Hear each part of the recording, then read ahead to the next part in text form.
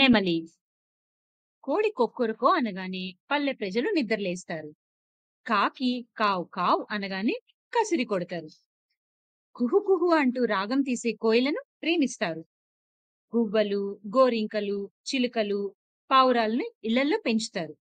పిచ్చుకలను చూసి ముచ్చట పడతారు.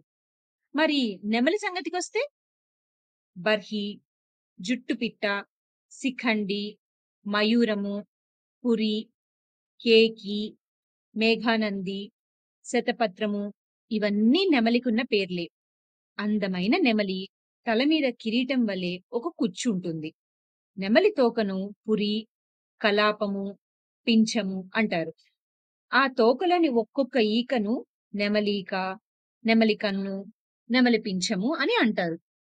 మేఘగర్జన విన్నప్పుడు, వర్షం పడుతున్నప్పుడు నెమలి హర్షంతో తన సుందరమైన పురిని విప్పి కనుల పండుగగా నాట్యం చేస్తుంది.